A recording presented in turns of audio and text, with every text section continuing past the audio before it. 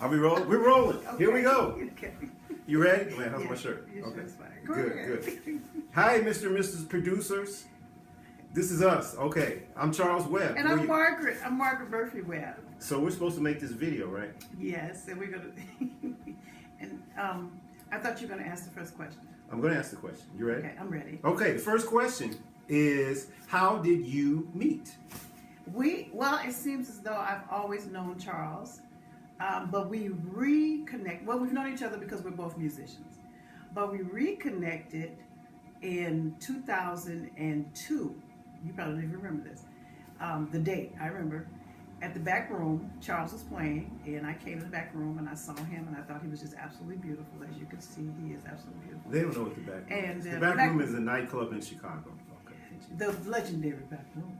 And Charles was playing, and I tried to pick him up, and he snubbed me. Totally snubbed me. And then you did. Yes, you did.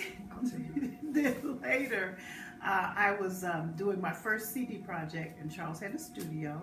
And I went to his studio, and he saw me, and violin started playing, and he realized I love her, and that's how we got together. We dated, we went on a date, and that was the beginning of what has been the love affair of my life. That's almost right. But before all of that happened, we actually did a rehearsal in a gentleman's basement, and she was singing with a group that I played with. It was just a very quick kind of thing, and that's when I first met her. But then all of that happened. Well, that's, Okay. you didn't So love she's me. almost You right. didn't love me. Okay, let's keep going. What are the biggest challenges that you faced in your relationship, past and present? Well, I'll take this one. I think initially, it's hard enough raising kids, and it's even harder when you're dealing with stepchildren. So I think our biggest challenges in the past and in the present are dealing with kids, trying to raise them the right way in a society that seems to be trying to pull them in different directions all the time. I have 3 children. Margaret has 3 children. And at one point, we were all in the house together. So it was me, Margaret, let's count, me, Margaret, my 3 kids, her daughter, and her 3 kids, and 2 dogs. So this was like Brady Bunch with dogs. So, but we made it. You know, Yeah. we all pulled together, and here we are. We're still together. So I guess we did something right. I don't agree. I think the biggest challenges have been my health issues. Cancer, when I was diagnosed with breast cancer, and then my knee, I had to have my knee replaced because I hurt myself, a police officer hurt myself at work. And Charles and I managed to make it through. Our income was cut in half. I couldn't work, went on disability, then passed through my disability benefits. And through that, I mean, it was just, we made it. That was a big challenge. That was a challenge, but we made it. Sickness and health. Sickness and health, that's right. For real. You gotta take that seriously. For You real. never know what's going to happen. For real. Okay, next, number 3. Was there a moment you decided this was the person you wanted to commit to? Can I answer that? Because you probably don't even know. I know, but you can answer for No, yourself. I can answer for I answer for me, you answer for you. I answer for me.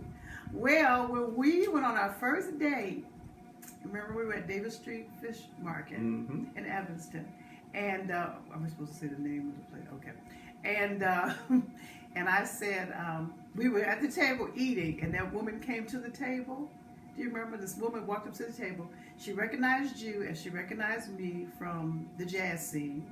Okay. And we both talked to her like we knew her. And she walked away, and at the same time, we both said, who the hell is that? Right. We didn't know each other. We didn't know that woman. That's when you knew you wanted to That's commit what to I me, because I knew. couldn't remember people. Because we looked at each other's eyes and we said, who the hell was that? And I said, this guy, he gets me. And that's when I knew that I loved you. Well, I didn't know that. You found that out at the same time I did.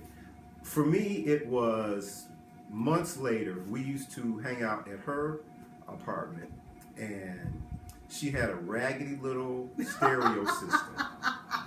She did. The stereo system was raggedy, but we used to spend hours just sitting on the couch, listening to music, listening to mostly jazz music on her stereo system.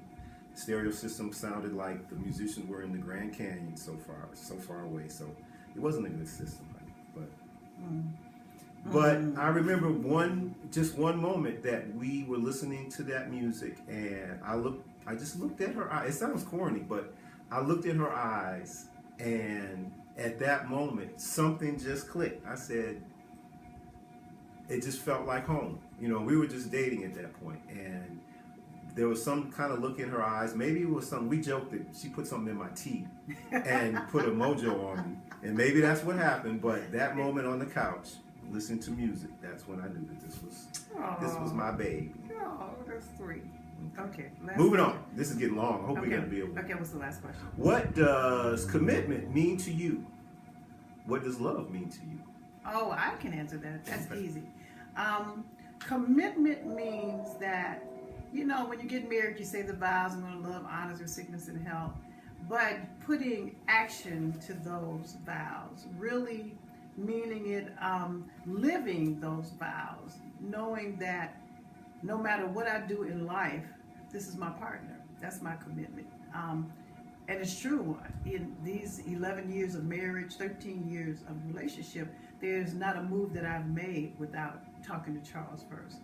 That's what commitment means to me, that he is my partner in everything I do. Okay, well, let's see. I'll deal with the love part. Love, it's complicated, but love is a feeling that you have that someone is right for you, and that when you see other people may be attractive, other people may be interesting, but you realize that this is your one. This is your one. No matter what else happens, this is your one.